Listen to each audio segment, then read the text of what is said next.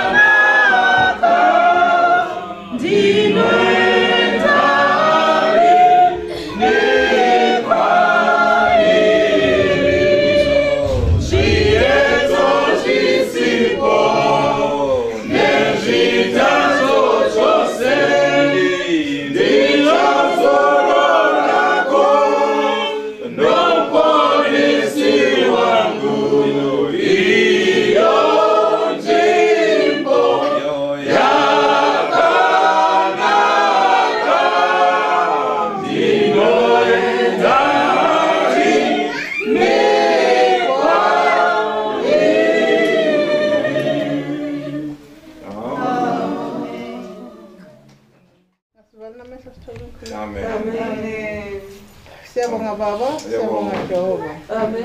Wena Thixo, uThixo kaAbraham, Isaac noJakob. Amen. Jehova Thixo wethu siyakuthanda. Ngoba wasibonisa uthando wena kuqala. Amen. Baba lapho wavumela ukuthi uJesu Kristu azosifela esiphambanweni. Kwakuyinto enkulu nokudlula. Uthando olukhulu baba wasibonisa lona luyesabela. Kanti konke ubuhlungu abuzwayo wenzela ukuba sonke sisindiswe. Haleluya. Baba ukuza kwevangeli zange kube lula. Kepha wena usekile ubekile yonke into. Kuba iza kwenzeka ngale ndlela. Kungoko nathi Jehova namhlanje uthi masiphile ngendlela wena ufuna ngayo. Uthi masilandele indlela eya esiphambanweni. Uthi masiphile njengoJesu Kristu. Kuba zange aphile kamnandi. Waphila ehlushwa ngabantu abadakileyo. Baba kokubuhlungu kepha namhlanje injabulo kithi. Siyakubonga Jehova. Siyabonga umuso ongaka wasenzela wena. Baba isifundo esisifumanayo kule Crusaders baba. Isifundo esimangalisayo. Lapho siboniswa khona Jesu ukuba ivangeli leli lombuso wezulu akukho into engalinganiswa ngayo. Ubucebi, ukuba nemali eningi, uba nokuceba okukhulu akusho lutho baba. Kuba ekugcineni wena weza wedwa ungena lutho, uyakubuyela futhi ungena lutho. Baba usifundisa okusabekayo. Uma ngabe Jehova siyacela vula indlebe zabantwana bethu baba. Bavulele baba kulombuso wezulu. Ukuba baba babone uthando lungaka wasithanda ngalo.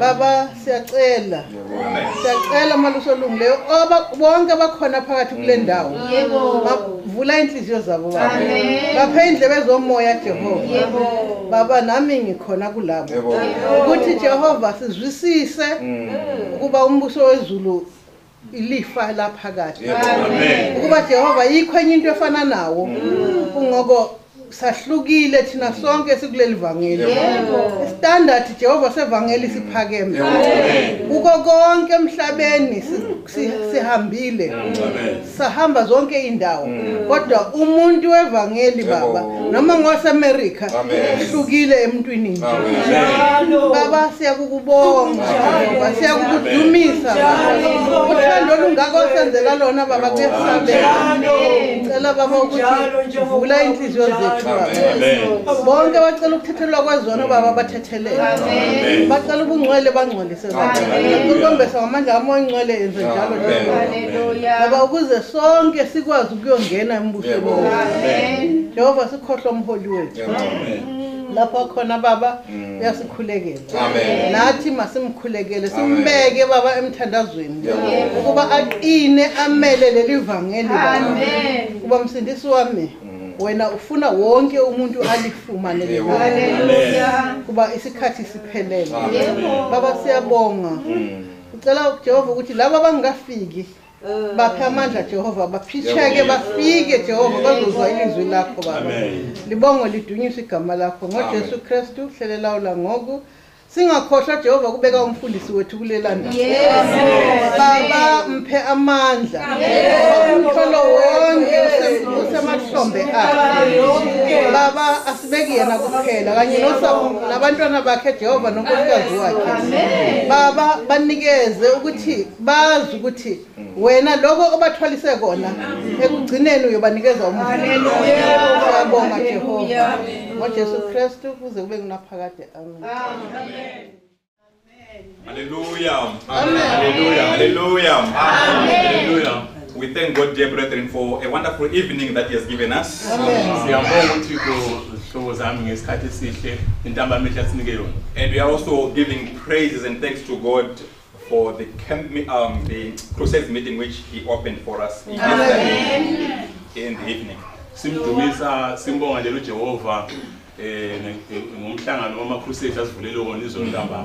Yes, surely we are seeing the presence of our Lord in our midst.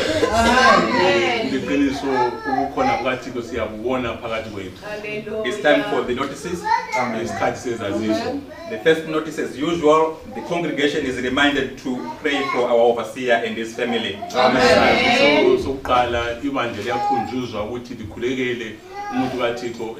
Yes, let us proceed and also pray for the ministers, the preachers, the evangelists, the Bible teachers, the Sunday school teachers, the choristers, and all those whom we cannot give positions, but they do some work in the house of the Lord.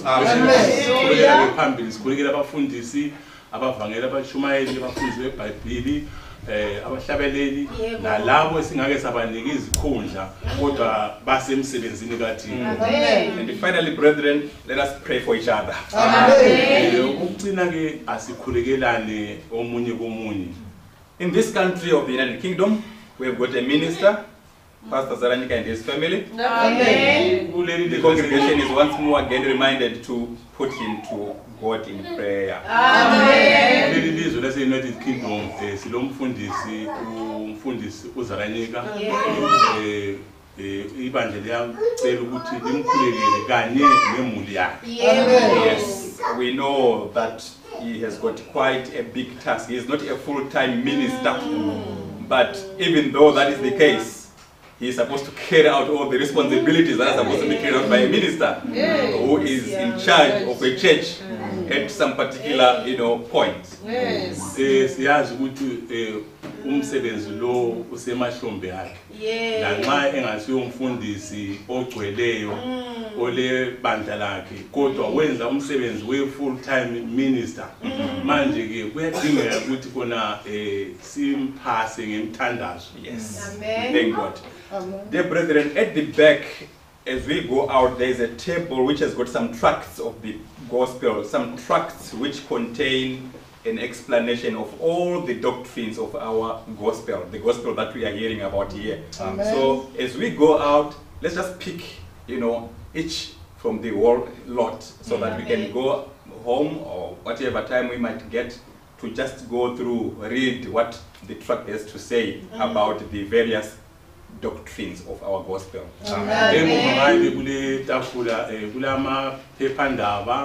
amaqondana nendaba zevangeli afakiwe ngokuchiyana kwawo nxa siphuma ke ngale siyadobha ke ngokuthanda kwethu kwenzela ukuthi sihambe siyefunda ke ngekhaya. Amen. The Lord has performed some work in our midst. Amen. So far. Inkosi isisebenzile phakathi kwethu. Yes, and we are just going to hear a breakdown of what the Lord has done so far. Amen. Ndizakuzwa manje ukuthi kuyini asekwenzile. Right. During the first service, which is the service that we had yesterday, those that were blessed were 4. Amen. Ngenkonzo yokuqala esibe nayo izolo ntambama ubusiswe abane. And then those that were revived. Right. During the morning service, blessed 2. And then during the afternoon service, blessed 3. One had their prayer answered. They had a prayer request, or they had a special request to God. And they've been praying about that particular request, and then that prayer was answered. So one person. Amen.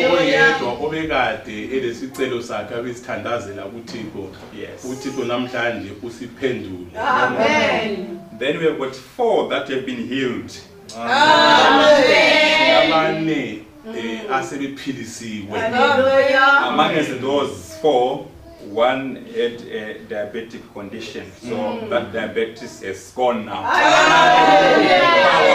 of Lord Jesus Christ, the preaching of the gospel.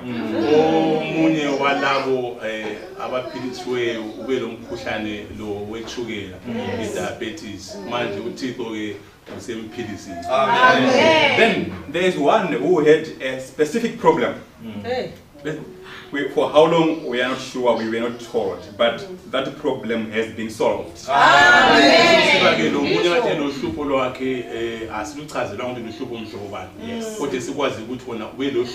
Yes.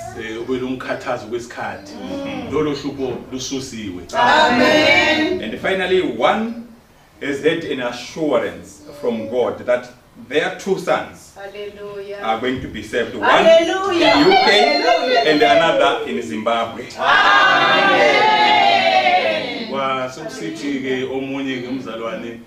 Uthenjisiwe nguThixo ukuthi amadoda akhe amabili bazasindiswa. Omunye lapha United Kingdom, omunye useZimbabwe.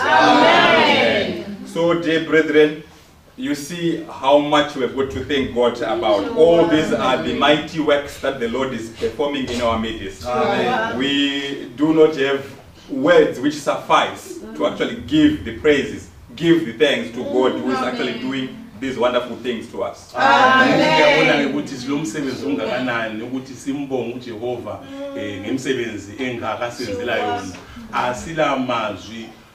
Anganela akula kubonga okunganela ukuthi lokhu Jehova akwenze phakathi kwethu. And in addition, dear brethren, this is not the end. This is just our 4th service. The meeting is continuing up to Monday. So we are still expecting, we still have our hope in what the Lord is going to do for us. Njalo asikaqedi. Sisanda nje uqalisa kunengi esikubhekeleyo ukuthi uThixo asenzele khona usiyafika ilanga langomvulo. Amen. Now a special request, dear brethren, from the keepers of these premises regarding our children. We were asked not to allow our children to roam about and get into the various rooms which are in the community center.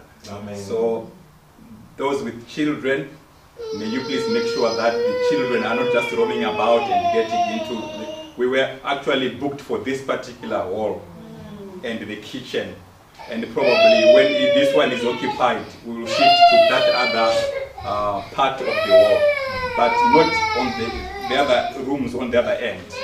So it was actually a request to say we should make sure that our children do not roam and get into those rooms. Abagcini balendawo balesicelo maqondana lokugcinakala kwalendawo. Thina ke sibhuke yona li-wall naleli kitchen. Nxa lapho kulabantu abakhonzela khona thina siyaqela siye ngale.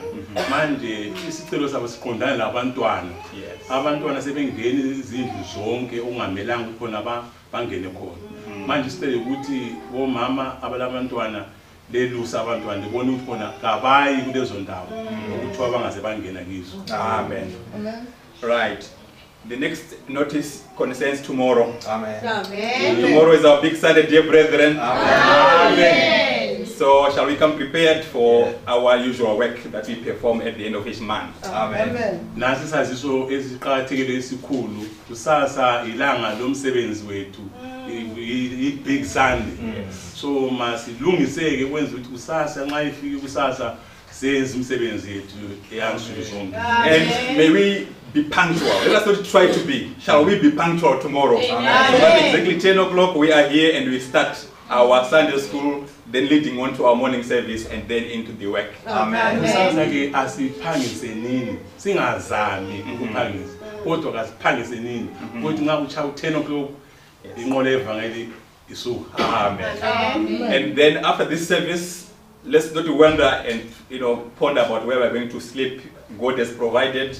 So we will, if ever there's anyone who does not have accommodation, just see the minister and then accommodation has been arranged. They'll just show you where to go. Amen. Semva ke kwalinkonzo kungabi lo muntu ozakhonze ecabanga ukuthi uzalala ngapi. Konke okulala sekulungisiwe. Okwakungakwenza kuphela nxa inkonzi iphuma bonana lo mfundisi uzakutshengisa ukuthi kona kuye ngani. For that reason, again, allow me, dear brethren, to say thanks to God because the God has provided us with accommodation, the Lord has provided us with food, the Lord has provided us with His word. So everything, the Lord has provided us with everything. So we just have to keep on saying, oh God, we are thankful. Almighty Lord Jesus, we thank you for what you've done for us. 2013 Crusades, this is a marvelous thing that is done for us. I don't think you are my witnesses. This arrangement hasn't happened before. Amen. So I think we've got something extra to thank God about.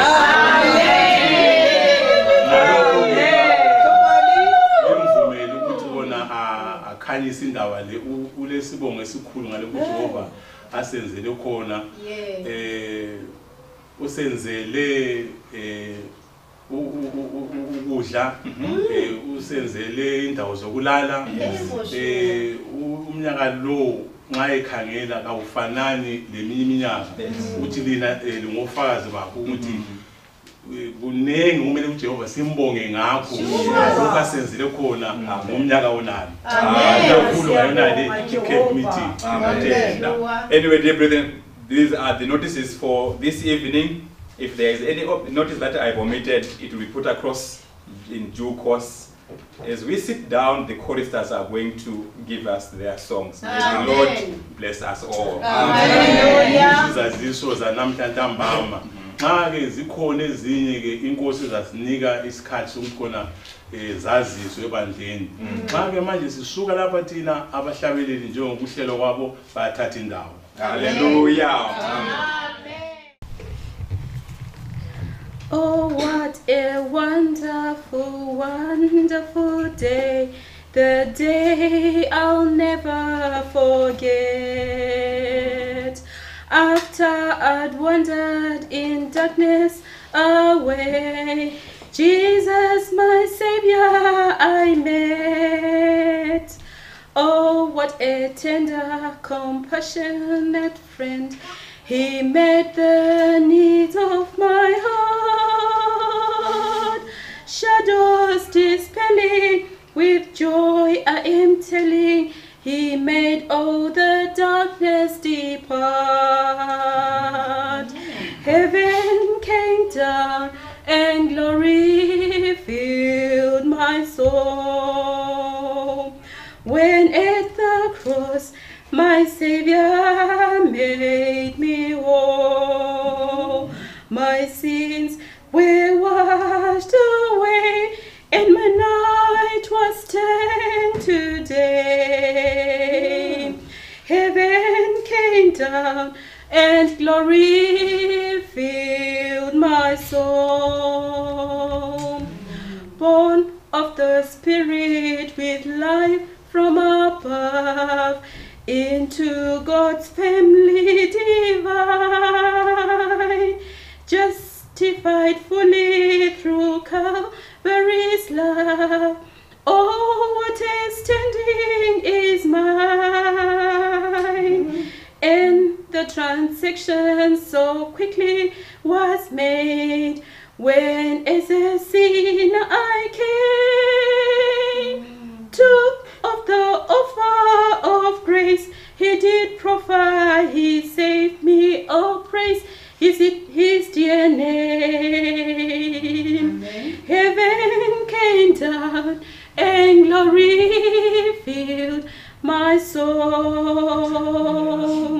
When at the cross my Savior made me whole, my sins were washed away, and my night was turned to day. Heaven came down, and glory filled my soul. Amen. Now I've a hope that will surely endure after the passing of time. I have a future in heaven for sure, though in those mansions sublime,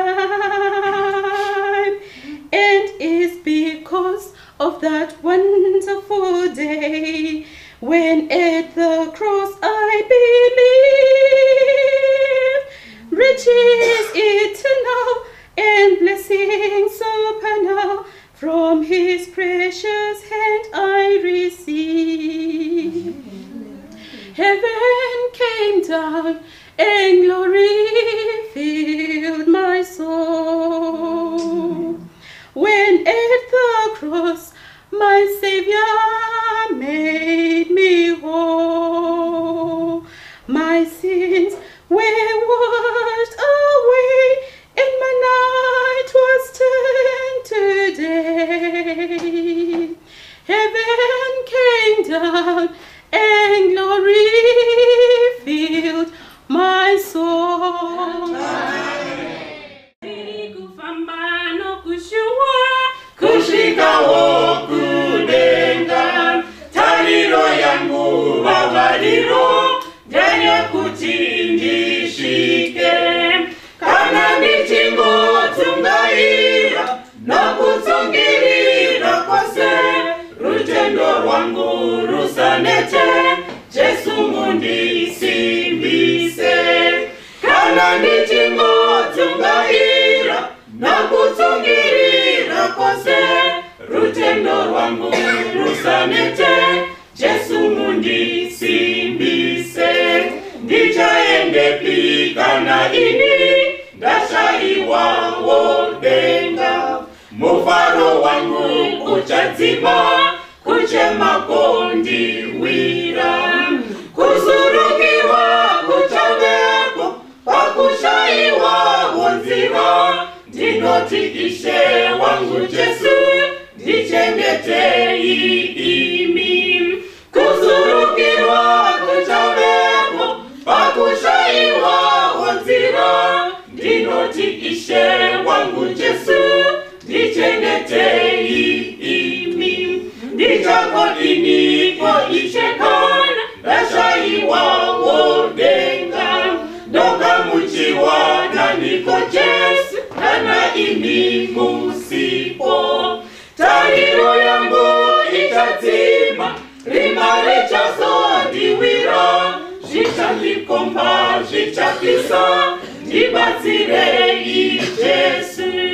Tariro yangu ichatima, rima richazondiwira.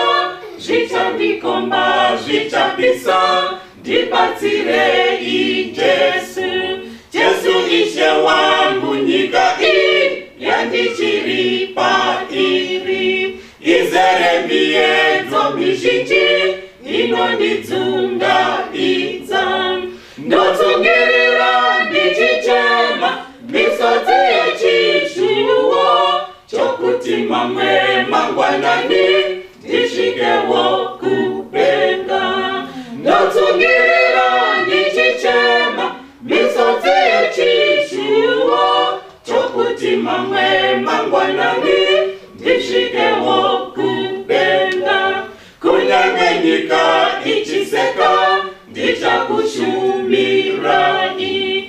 kunyange mvura ichinaya ndichakushumira, kunyange chondo chotonora ndichakushumira Ishe, ndinoshuwa kurara hope ndiri munyasha dzenyu, kunyange chondo chotonora ndichakushumira Ishe, ndinoshuwa kurara hope ndiri munyasha dzenyu.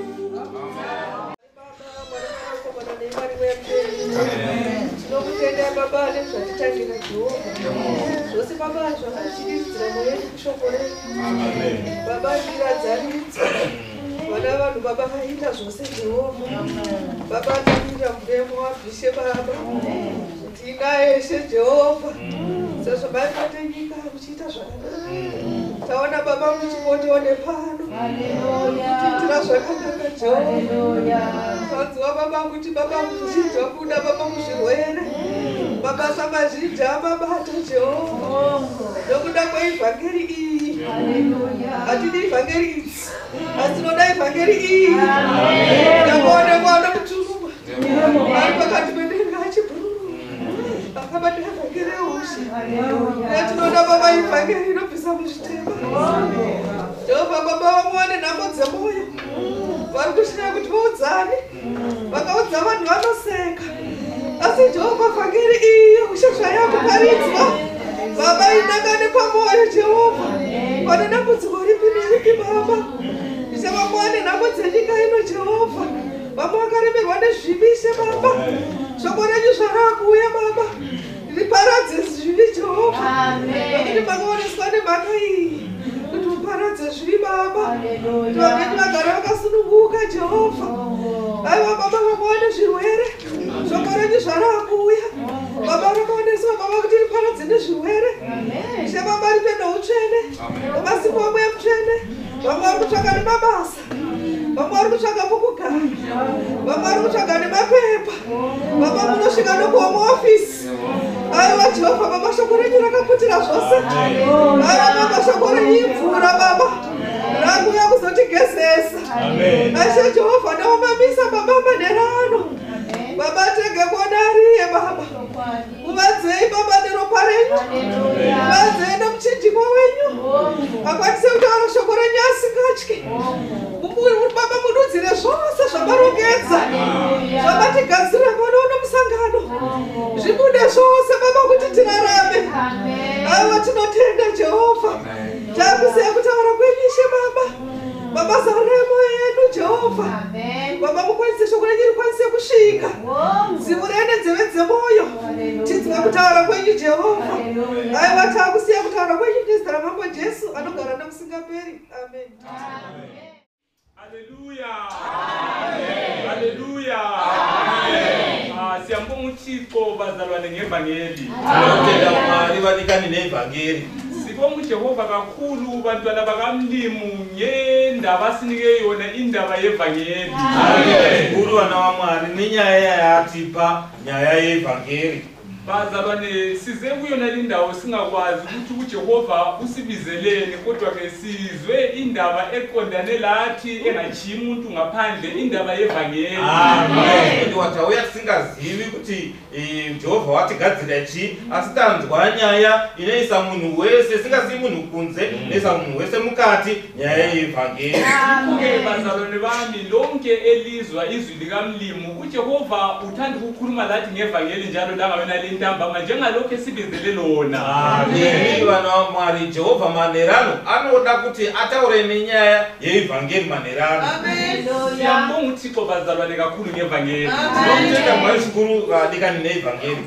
Ngoba ngalo leli vangeli esilizwileyo lapha kukhona lathi empilweni yethu esesingakutsho sikutshengisa abantu ukuthi lokhu ngilakho kungenxa yevangeli. Evangeli yathanzwa phanapa. Tawa isuthi nazo zatinogona kuratidza kuti ichi ndinacho nokuda kwevangeli. Ngineqiniso sibili ukuthi manje ngakuphakamisa akula muntu ongangimi. ngiphikisa ngakho ukuthi lokhu ngakuthola ngevangeli kungayisilo ivangeli ngaka ngilakho. Vanochokwa kuti nyangokuti kasumudza ani panapo angasimbisa kuti ichi chandinacho ichi ndakachipuwa nevhangeri nerisiri vhangeri ndingade ndisinacho. Ike bazalwane indaba yevangeli lesikhuluma ngayo kasikhulumi ngendaba yokubala kumbe eyokufundiswa, sikhuluma ngento uThixo asibonisa yona sayamukela yasisebenzela lathi. Sikhuluma nje ukuthi ma kungabe kukhona umunye osayidingisisa indaba yakhona iyaphila yenzakala empilweni zethu, lawe uThixo uthanda ukuthi akwenzele khona lokho. Yaya tutaura evangeli ayisiyo kuti iyo takaidzidziswa kana yakabva nemumwe mutoo, asi chinhu chakaitika kwatiri chokuti newewo ukachitenda chinoitikawo kwauri. Bazalwane ngezevangeli lapha ngangiyisikholo kakhulu sibili isikholo lokhane sidlulileyo ngoba kwakusithi kuchunyayela ilizwi mina ngangibhizi khona ngalelo ke ngiphikisana nalo ukuthi labo abantu abakukhulumayo lokhu kayisikho lokhu angikaze ngikubone lokhu ikukhuluma nje abantu bacecisa inkulumo. Ivo vakangavali nhuku meni vasingateveri vachiti kana vakagara uko kana nyaya ichitaurwa ivo upikisana nayo chiti hazviitiki izvo zvanagozora vanoda kungonaturudza mutauro. Bazalwane ngivuke kuseni inkonzo ngangena le mini lokhu ngiphikisana lelizwi likamlimu ukuthi khona abakukhuluma okuhle kangaka kukhona akula qiniso kula nto enjalo.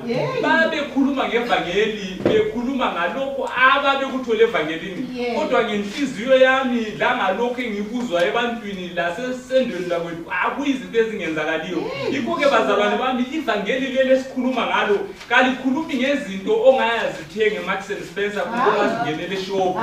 Kukhulunywa ngazo zona lezi zinto ukuthi mawucabanga ngazo ukuthi lokho kangisakwazi ukuthi ngiyenzeni. Manje izindlu zanotora zevangeli azizizwe nokuthi ungazwana unozitenga kuMarks and Spencer. Vanothiwa vaipinda shimbiro yemangwanani neyamasikati vachipikisa shoko vachiti hazvingaitiki zvirikutaurwa izvi. Asi manje muivhangeri zvinoitika.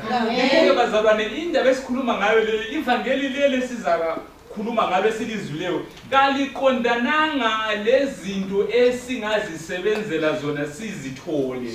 Kodwa ivangeli amandla kaThixo abonakaliswa entweni ezinje bazalwane bami, ezintweni ezokuthi awukazuza umuntu ekutshela ukuthi uhlupho nje luyaphela, ezintweni ongakazuza ukuthi umuntu ethi into enje ungayithola, ezintweni ezokuthi lawe wena mnikazi usulahla ithemba lokuthi hayi kusho ukuthi mina lokho isikho kwami.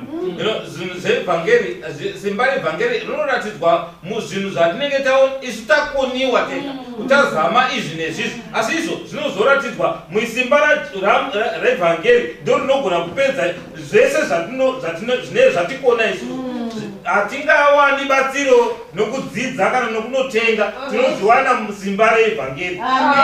Bazalwane bami siyambonga uThixo kakhulu ngoJesu Kristu indodana yakhe owayithumelayo emhlabeni. Ivangeli laqala ukuchunyayelwa nguJesu Kristu. Ndotenda Mwari nemwanakomana wavo vakatumira munyika. Vhangeri rakatanga kuparidzwa naIshe Jesu Kristu. Sizwile lapha bazalwane ukuthi zazikhona inkonzo. Kuqala ngesikhathi kuqaleni kuGenesis uThixo wayebabekela abantu bakhe icebo lokuthi libasize bangalahleki ukuze bahambe endleleni. Wabafaka bebabili uAdam loEva yabehlula indlela yangikhona ngoba babengelavangeli. Mwari wakaisa nzira yokuti vanhu vaviri vararame vafambe nayo, asi manje vanhu vari vaviri vakaikoniwa nzira iyo nokuti vanga vasina vhangeri. Yikho ke bazalwane bami lingamangali nxa izinto zihamba kube emhlabeni sibanengi kakhulu. Okuswelakalayo ivangeli khona lapho. Ivangeli laswelakala ebantwini abangu-2 kungela abanye abantu behluleka. Phoke thina nxa sibanengi singaliswela ukwehluleka kwethu kunganani. Vanhu simusathamisika nokukonekwa kunoitwa kunyika yese iyi. Kana vhangeri kana kunaka kwakakoniwa kuti kuwanikwe pavanhu vaviri isu takawanda kudai manje kukanganisika kwezvinhu kunga kwakakura zvakadii. Yikho-ke bazalwane njengoba sikhuluma lapho ukuthi ivangeli likhanye, ivangeli kalikhulumi ngezinto esingazithola, kukhulunywa ngakho khona lokho okunye okufihlakeleyo uThixo ekathanda ukuthi sikuzwe namhlanje. Ivangeli itaura nezvinhu zvatingawana kunotaura nezvinhu zvakavanzika ndo zvaanoda kuti Mwari tizviwane. Yikho ke bazalwane bami siyambonga uThixo sizwile incwadi kaMathewu chapter 14 umfundisi lokho esifundisa ngayo. Pho ke namhlanje ntambama sizaqala kuMarko chapter 1 evesini lika 14. Manje ndabonga kuna Matthew 24:14 zvino chatanga kuna Mark chapter 1 verse 14. Yes, safunda bazalwane bami ukuthi uThixo akhulume lathi sizibuthi namhlanje ntambama ngoba usibizile kakaqedilati. Mari ndida kuzothanda ukuthi kudima nerino ano ukuthi watidayidza asatapedza nesu. Verse 14. Ngasemva kokunikelwa kukaJohane entilongweni kwafika uJesu eGalile eshumayela ivangeli lombuso kaThixo. Wakati asungwa Jesu akasvika Galileya achiparidza ivhangeri yaMwari. Amen. Bazalwane ngemva kwalesi sikhathi kasizwa kuthiwa ukhona omunye kumbe umprofeti kumbe umfundisi owayechumayela ivangeli. Ndikane tinonzwa kuti atinzwi panapa kuti nguva isati yasvika hakuna muprofita kana mufundisi aiparidza neivhangeri. Kodwa esikwaziyo ukuthi inkonzo zazikhona. Asi chatinoziva ndekuti zvimiro dzaiveko. Yikho-ke bazalwane bami ngokuqakatheka kwalivangeli leli uThixo kazangathanda ukuthi alinike omunye umuntu ukuthi alinike uDavida kumbe alinike uJoni kumbe alinike uAmosi. Kodwa wabona ukuthi leli ngokuqakatheka kwalo leli indodana yami. Lokukosha kwevhangeri Mwari akaona kuti haangaripi Joni, haangaripi Amosi, haangaripi asakaona kuti nokukosha kwayo anotofana kupiwa mwanakomana wake. Wahamba baba banengi abaprofeti bahamba befundisa umthetho kwaze kwafika kuJoni umbhabhatizi. Wafika naye wabafundisa ngomthetho. Unozanzi wakafamba nguva vaprofita vachidzidzisa vanhu mutemo kukasvika naJohani Mubhabhatizi akavadzidzisawo mutemo. Umthetho wehlula abantu wehlula lenkosi uDavida umuntu uThixo ayekhuluma kuhle ngaye. Inkosi yayivuka nsuku zonke ithi namhla kangifuni ukumolela uThixo. Ilanga lisethweni izandla zabe sezithweni igazi sekulela umuntu. Manje anothi mtemo wakakoniwa vanhu namambo chaiye wakakoniwa mtemo. Mambo Davida wakaitaurwa zvakanaka naMwari. Iye waiti kana simuka kuti nhasi handida kukanganisa asi kuti chinovira zuva maoko anenge asuka ropa urayaa. uDavida wathi njengoba inhliziyo yami ikhanyithanda kakhulu ukuthi ngithathe omama abanengekela ngithathe ngibakhele phakathi khona lapha ngihlale labo.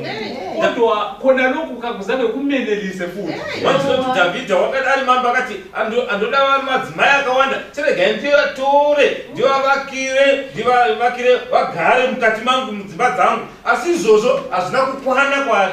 Yikho-ke bazalwane uThixo utiyebonile ukuthi wonke imizamo ayifakileyo iyehlule wasesithi hayi indodana yami le kayisoze ihambe le ndaba endala evele sibehlule izahamba lento entsha engikwaziyo ukuthi le into leyi okwehlula uDavida laba bengayamukela laba bazadlula. Manje phakathi kwano zvino handitati kuti mwanakomana wangu ainde nenyaya yakare yakakoniwa naDavida vakati ndakumupa nyaya nyuwani izvi nokuti vanenge vaitenda vanobuda. Bazalwane bami nantu uhlupho lukhona namhlanje abantu phakathi kwebandla kabehlukanisi inkonzo yakoDavida lenkonzo kaJesu Kristu evangeli. Manje dambudziko heri vanhu havapi mutsauko pashumiro yaDhavhidha neevhangeri.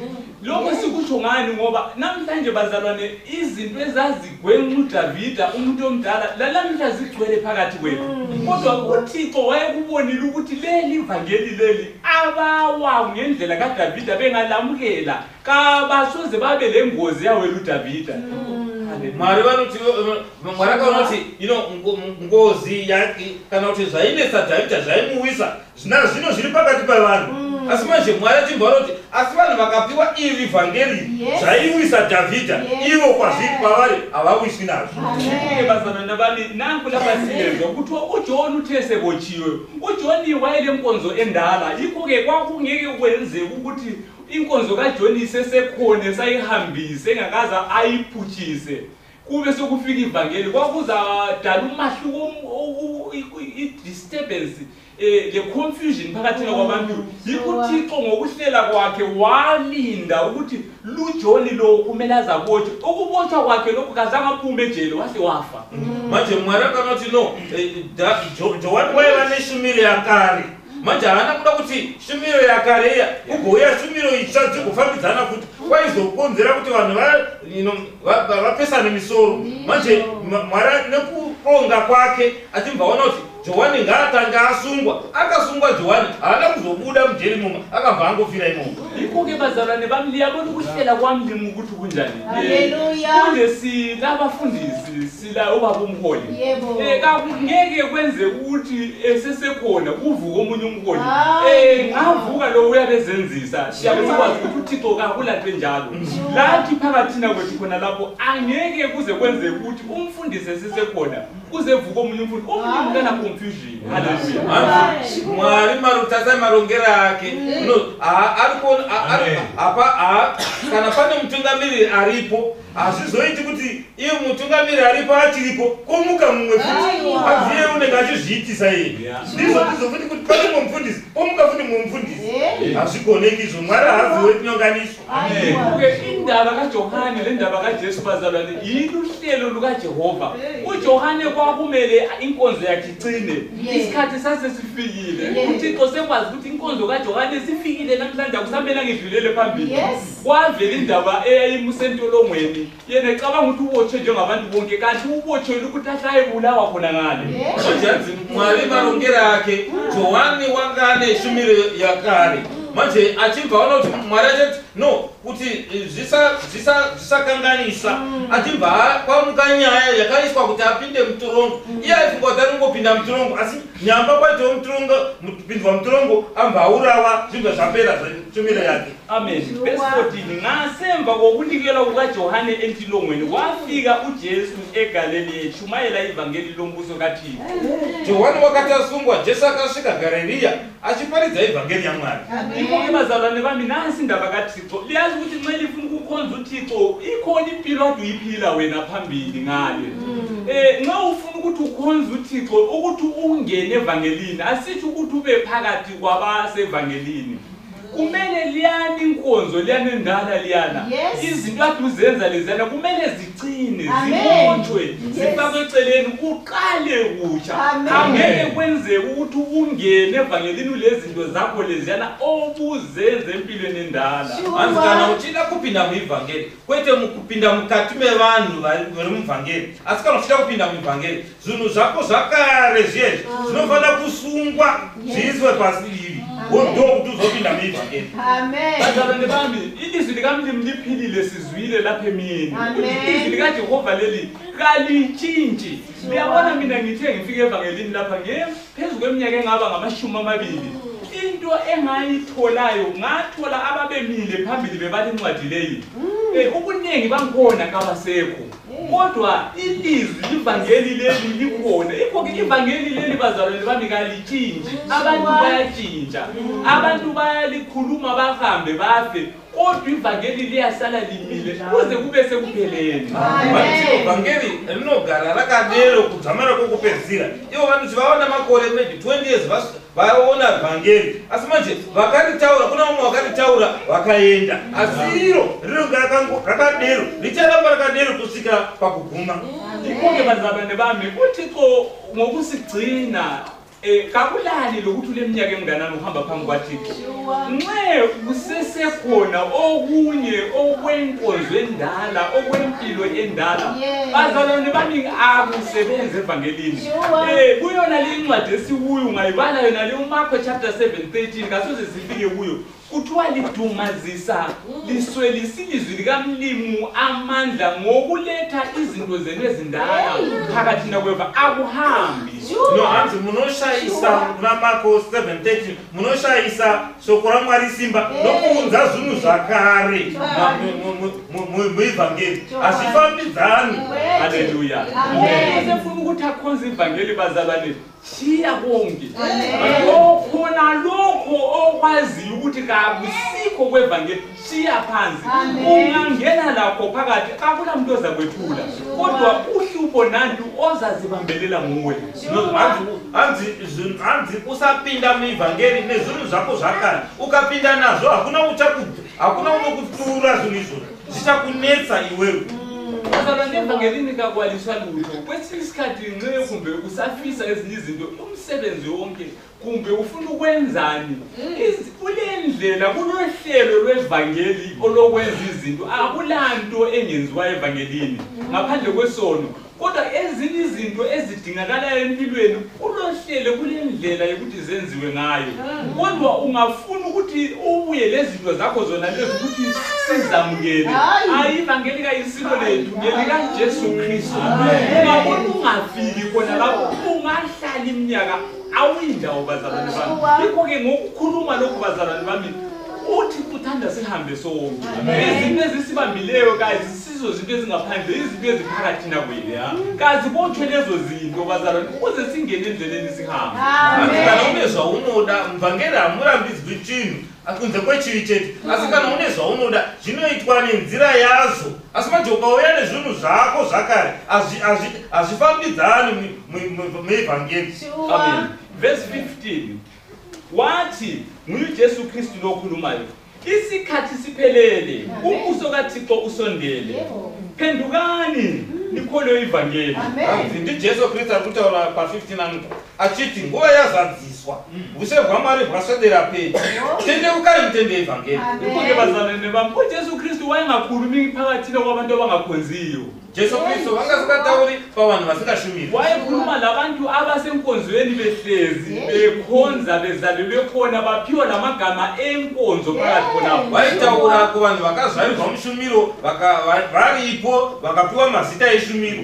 Yikho-ke bazalwane bami njengoba zathi uJesu esibizile kakula muntu oseqondile phambi kwaThixo liyazi ukuthi ngithanda ukuthi ngike ngibonise liyabona umlimo olima amatamatisi. Manzi ndoda kukuratidza ichi Mwari anorima matomatisi mumunda wake.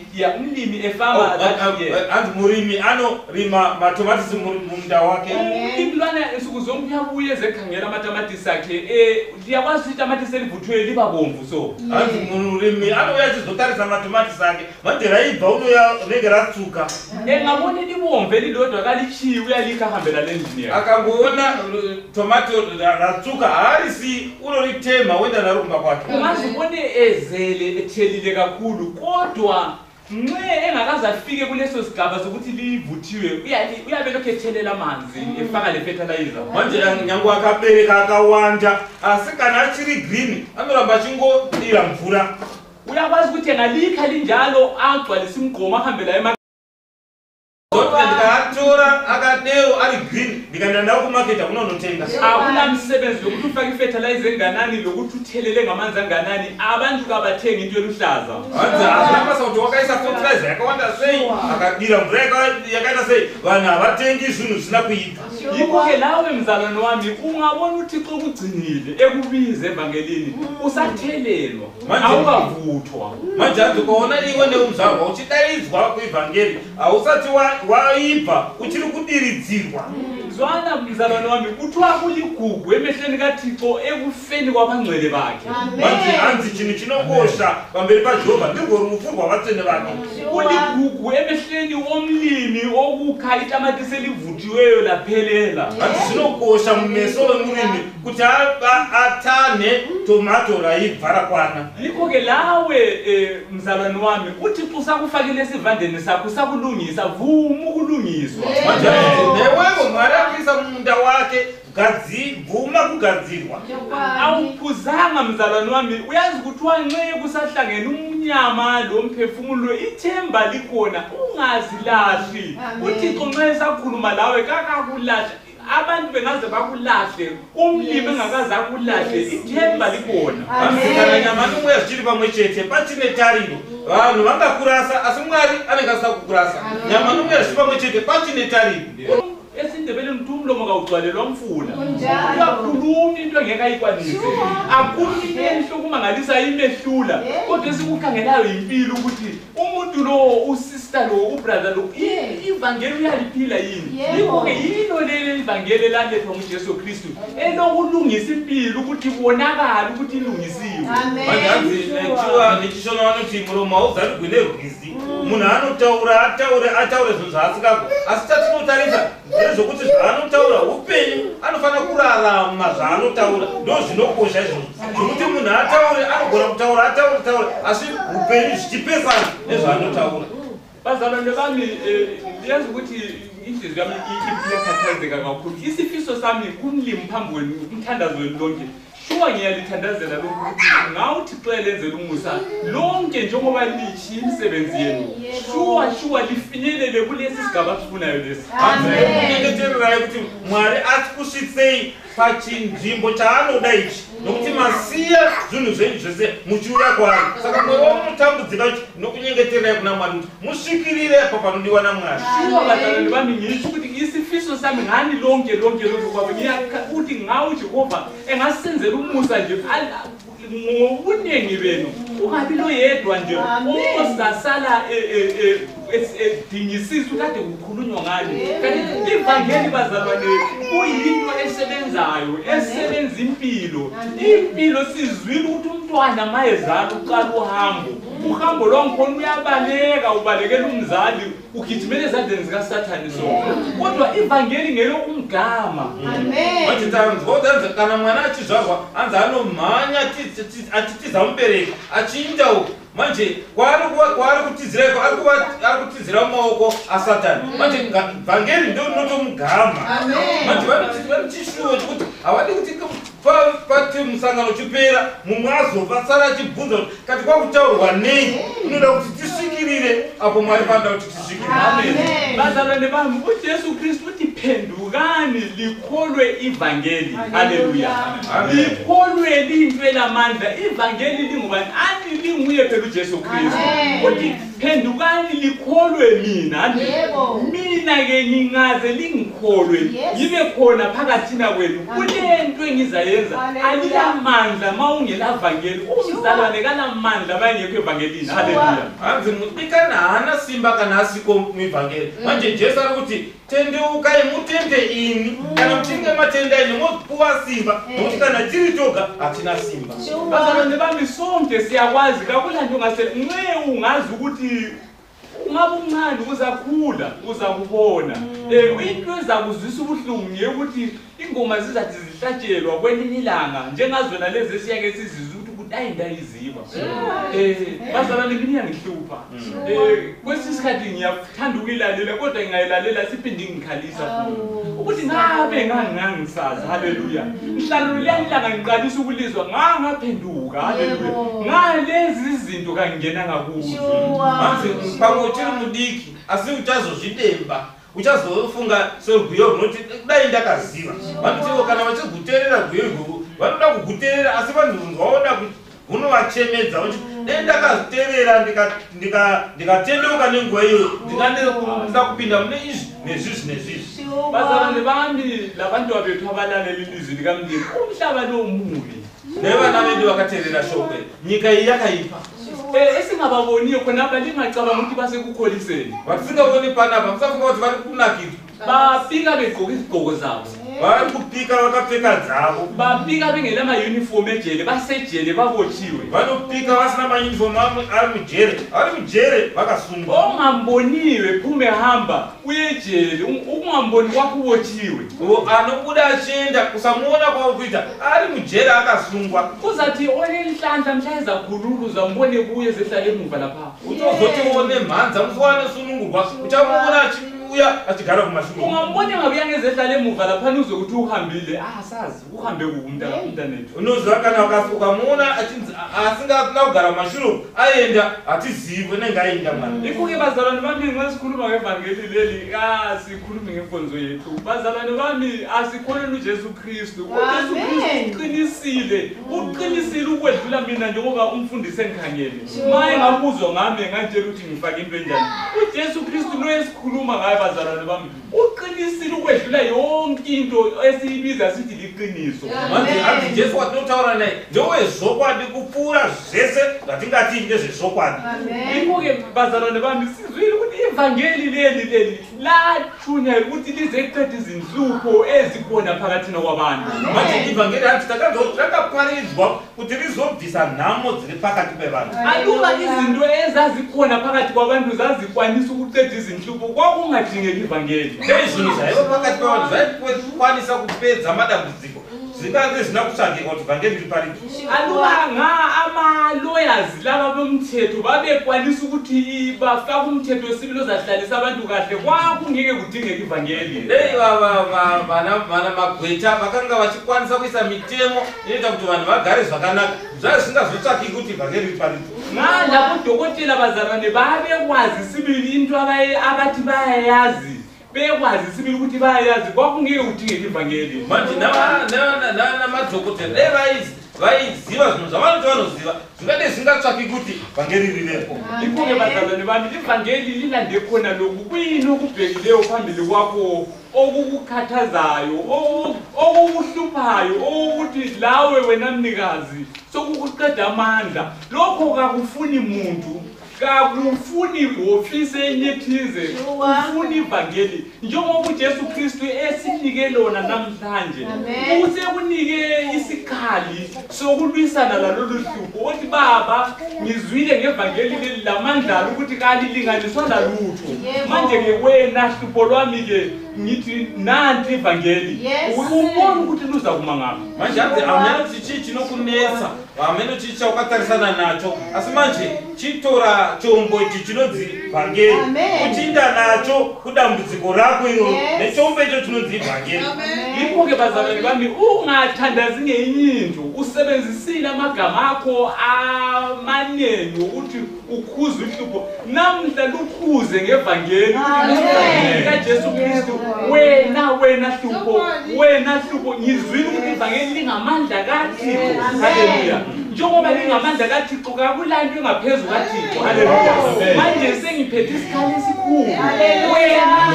Wena nto kade ngiyifuna. Umlimu umzalwane wami kusasa uzavuka emisile into yona leyo. Jehova. Haleluya. Inda nevhangeri kune ichocho chinokunetsa ichocho. Hanzi hakuna chimwe chombo chaukashandisa. Inda neshoko raMwari ivhangeri usinange ushandise chombo ichocho. Ukashandisa chombo ichocho mangwana so Mwari anenge akuitira ichocho chaunoda chacho. Sicela ngezinto eziningi. Namhla wena kaungaceli ngenye into. Haleluya. Hanzi wewe nasima usakumbira chimwe chinhu. Abaseroma chapter 1 verse 16 ukuthi sizwe linduku yangikhona ukuthi ithanda nechimbo yacho kuti yakaita sei inorova zvakadini. Roma 1 verse 16. Romans chapter 1 verse 16. Roma 1 verse 16. Uthi yena anginamanhloni ngevangeli. Lingamandla kaThixo okusindisa bonke abakholwayo. AmaJuda kuqala namaGriki. Hanzi nokuthi andinyari pamusoro peivhangeri nokuti isimba raMwari rokuponesa mumwe nomumwe unotenda kutanga kuJudha uye muGrikiwo.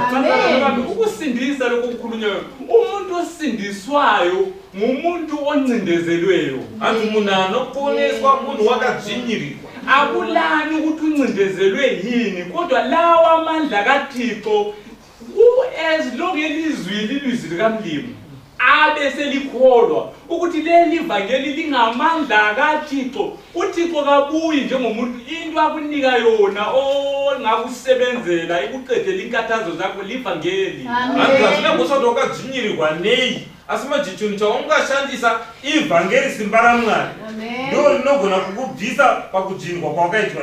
Iko-ke bazalwane bami njengoba umlimi esakhuluma lani ake lizame ukuthi lizidingisise wena ngokwakho uhlupho lwakho kayisime ngikhulumayo kodwa nguThixo. Ivangeli lingamandla kaThixo okusindisa bonke ayikhona abathize bonke abakholwayo lawa amandla. Ivangeli lini lingamandla kaThixo. Ma isikhuluma ngevangeli, ivangeli it is the power of God. Hallelujah. It is the power.